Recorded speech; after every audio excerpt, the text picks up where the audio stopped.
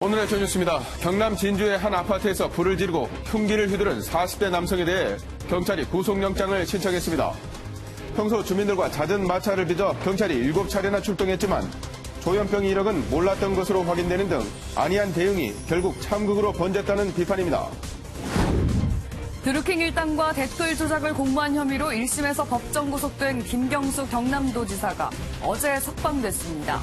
항소심 재판부가 보석 신청을 허가한 건데 김 지사는 도정에 복귀해서 항소심을 준비한다는 계획입니다.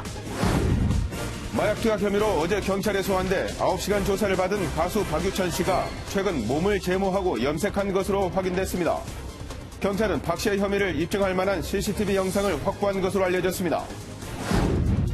김정은 북한 국무위원장이 다음 주 푸틴 러시아 대통령과 정상회담을 할 것으로 보인다고 러시아 현지 언론이 보도했습니다.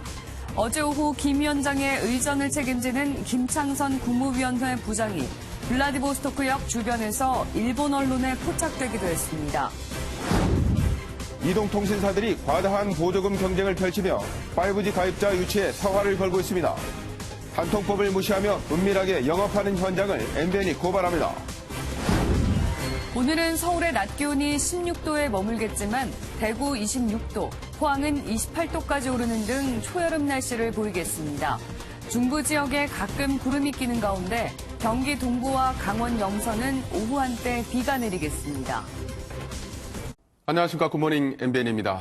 어제 정말 참혹한 일이 벌어졌습니다. 경남 진주의 한 아파트에서 40대 남성이 자신의 집에 불을 지른 뒤 대피하는 주민들에게 흉기를 휘둘러서 5명이 숨지고 13명이 다쳤습니다. 조현병을 날아온 피의자는 범행 동기에 대해 횡설수설하고 있고 경찰은 구속영장을 신청했습니다. 정주영 기자입니다. 어제 새벽 경남 진주시의 한 아파트 4층에 살던 42살 안모 씨가 자신의 집에 휘발유를 뿌리고 불을 질렀습니다. 곧이어 복도로 나와 불길을 피해 도망치는 주민들에게 흉기를 마구 휘둘렀습니다. 조현병 환자의 방화와 무차별 흉기 난동에 10대 소녀 2명을 포함해 5명이 숨지고 13명이 다쳤습니다. 화재 문제가 아니고 피번개가 본능적으로 다른 일이 더 겁이 나서 다시 바로 들어왔지. 양쪽에 쌍칼을 들고 있다고. 합동 분향소에는 밤새 조문이 이어졌고 진영 행정안전부 장관도 분향소를 찾아 유족을 위로했습니다. 안 씨는 평소에도 주민들에게 행패를 부려 경찰이 7차례나 출동했지만 조치는 이루어지지 않았습니다. 이번 사건은 주민들의 수차례 신고여도 재난을 막을 수 있는 국가기관에서 방치하여 일어난 인재라고밖에 할 수 없습니다.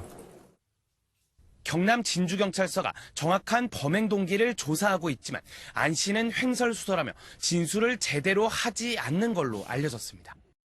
경찰은 안 씨에 대해 방화와 살인 등의 혐의로 구속영장을 신청했습니다. MBN 뉴스 정주영입니다.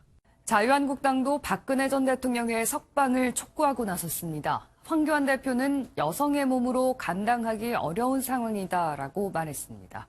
권용범 기자입니다. 황교안 자유한국당 대표는 구속기간이 만료된 박근혜 전 대통령에 대한 석방을 촉구했습니다. 2년 넘게 복역했다는 점을 강조하며 이렇게 오래 구금된 전직 대통령은 없었다고 말했습니다. 네, 아프시고 또 여성의 몸으로 감당하기 어려운 이런 상황에 계신 점을 감안해서 국민들의 바람이 이루어지기를 바랍니다. 친박계 의원들도 석방을 위해 지도부가 적극적으로 나서야 한다고 목소리를 높였습니다. 홍문종 의원은 박 전 대통령에 대해 문재인 대통령의 결단을 기대하지 말고 결단하지 않으면 안 되게 당 차원의 후속 행동이 필요하다고 지적했습니다.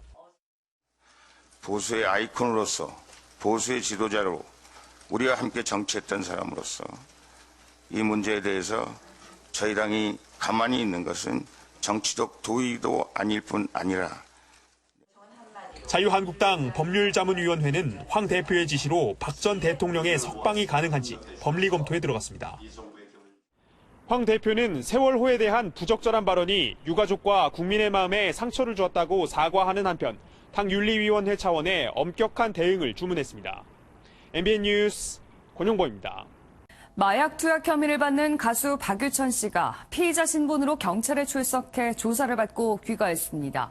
박 씨는 그제 경찰에 채모를 제출했을 당시 몸 대부분을 제모한 상태였던 것으로 확인됐는데 경찰은 박 씨의 마약 혐의를 입증할 만한 CCTV 영상을 확보한 것으로 알려졌습니다.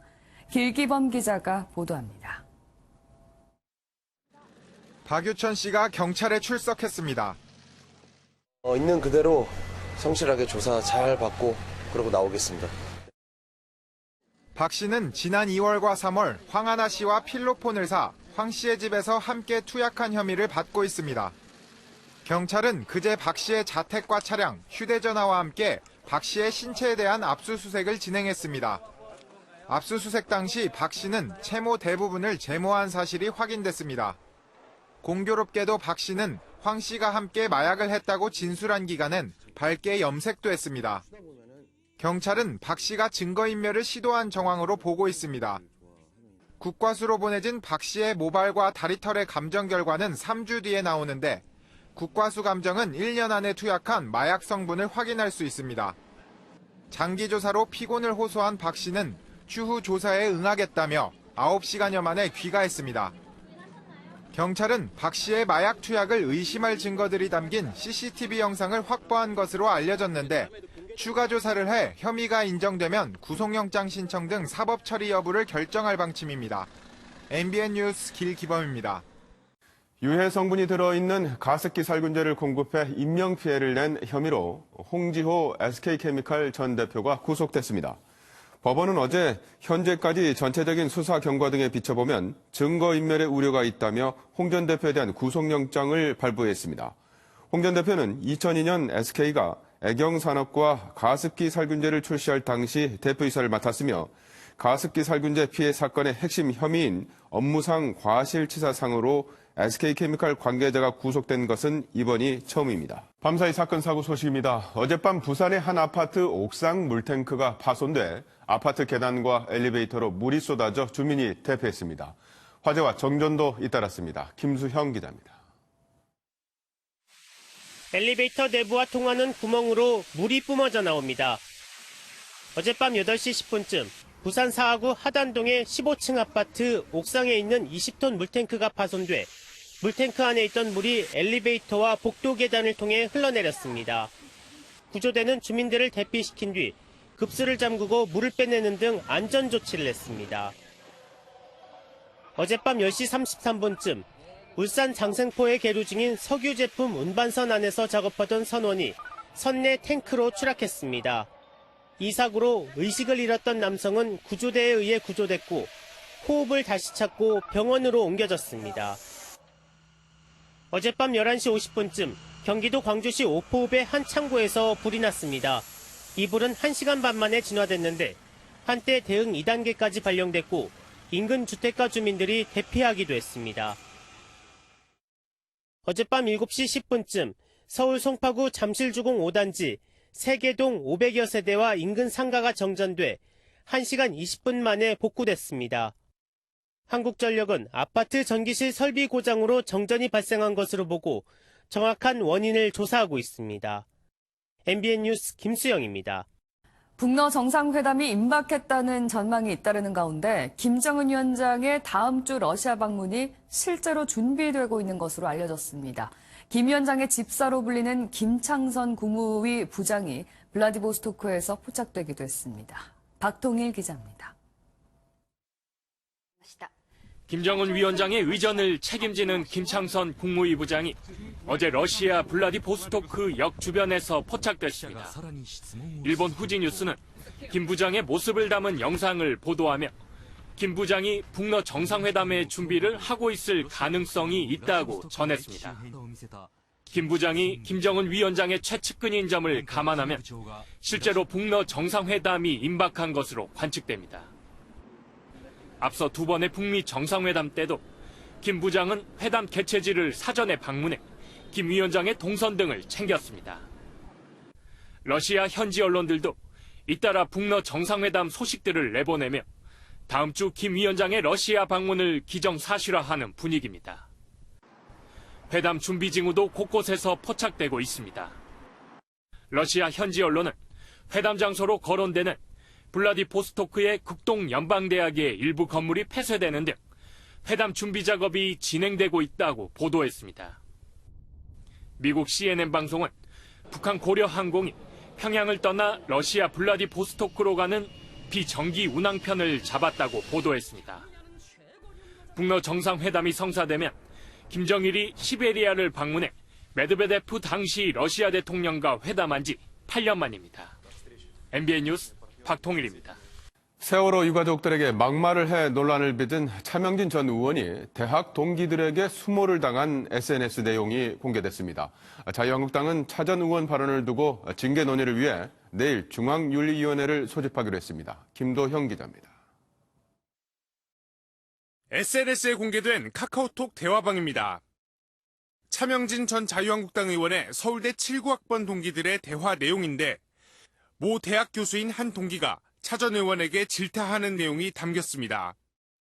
차 전 의원이 아무런 대답 없이 카톡방에서 나가자 다시 초대해 어딜 도망가냐며 지적을 이어갑니다. 앞서 차 전 의원이 SNS를 통해 세월호 유가족들에게 원색적 비난을 한 글을 올리자 40년 지기 동기들마저 등을 돌린 겁니다. 17대와 18대 국회의원을 지낸 차 전 의원은 자유한국당의 전신인 한나라당에서 대변인직을 맡기도 했습니다. 비판 여론이 거세지자 자유한국당은 내일 중앙윤리위원회를 소집해 징계를 논의하기로 했습니다. 윤리위원회에서 응분의 조치를 해주기를 바라고 다시 한번 당 대표로서 국민 여러분께 사죄의 말씀을 드립니다. 차 전 의원은 논란이 된 글을 삭제하고 세월호 유가족들에게 사과의 뜻을 밝혔지만 세월호 단체들은 법적 대응에 나설 예정입니다. MBN 뉴스 김도형입니다. 웹툰을 원작으로 한 시간여행 영화 다시 봄이 나왔습니다. 배우 이청아의 모성의 연기를 감상할 수 있는데요. 이동훈 기자가 보도합니다. 딸을 사고로 잃은 여자가 갑자기 하루씩 계속해서 시간이 앞당겨집니다. 딸을 구할 수 있을지 궁금해지는 가운데 비밀을 간직한 남자와도 가까워집니다. 웹툰 원작 영화 다시 봄은 참신한 설정과 이청아의 내면 연기로 주목받고 있습니다.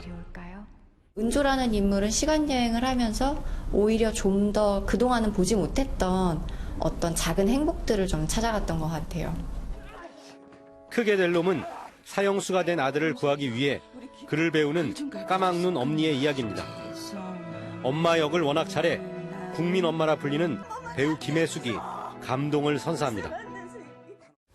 정말 어머니를 다시 한번 생각할 수 있고 제가 항상 본인들이 바빠서 잊고 살았던 것들을 쉽게 정말 전화 한 통 할 수 있고 3년간의 기획, 1년간의 촬영을 거친 노무현과 바보들은 대통령을 그리워하는 사람들의 기억을 듣는 영화입니다.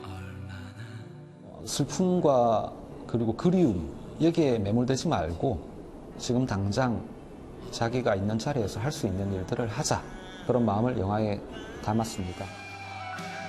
사람들의 감성을 따뜻하게 어루만지는 영화들이 봄 극장가를 찾아왔습니다. MBN 뉴스 이동훈입니다. 프로농구 챔피언 결정전 3차전에서 모비스가 전자레인지를 꺾고 홈에서 당한 패배를 서력했습니다. 공수에서 맹활약을 펼친 라거나가 승리의 1등 공신이었습니다. 강영호 기자가 보도합니다. 2차전 소록에 나선 모비스의 중심에는 절치부심 라거나가 있었습니다. 라이벌 로드를 상대로 초반부터 거칠게 압박하며 골밑 싸움을 벌였고 2차전과는 다른 슛 감각을 보이며 팀의 공수를 이끌었습니다. 승부처는 라거나의 활약이 빛을 발한 3쿼터였습니다. 3쿼터에만 9득점 8리바운드로 맹활약했고 쇼터도 득점에 가세하며 점수는 순식간에 20점 차까지 벌어졌습니다. 파치의 결장 속에 슛 난조까지 겹친 전자랜드는 추격의 끈을 놓쳤고 이를 틈타 함지훈과 이대성이 연달아 석점슛을 성공시키며 승부의 쐐기를 박았습니다. 22점 차 완승을 거둔 모비스는 2차전 패배를 딛고 우승 경쟁에서 한 발짝 더 나아가게 됐습니다. 또 리바운드 개수에서 지면 상대한테 속공 허용도 많아지고 체력적인 문제 뭐 물어봤을 때 뭐 괜찮다고 얘기를 해서 오늘 조금 더 가져갔습니다. 모비스가 통합 우승에 한 걸음 더 다가설지 전자랜드가 또 한 번 반격에 나설지 내일 열릴 4차전에 이목이 쏠립니다. MBN 뉴스 강영우입니다. 다음은 화제 영상입니다. 며칠 전 타이거 우즈가 마스터스 대회에서 우승하며 화려하게 부활했는데요. 여기 그 덕을 두둑히 보게 된 사람이 있습니다. 카운터로 가서 종이를 내미는 남성. 이 작은 종이는 곧 큰 판넬로 바뀌는데요. 어디서 많이 본 장면이라고요? 네, 맞습니다. 이 남성 13억이 넘는 돈을 받게 됐는데요. 이번 마스터스 대회에서 타이거 우즈의 우승에 4,500여만 원을 베팅했다고요. 이거 타이거 우즈에게 밥이라도 한번 사셔야겠는데요.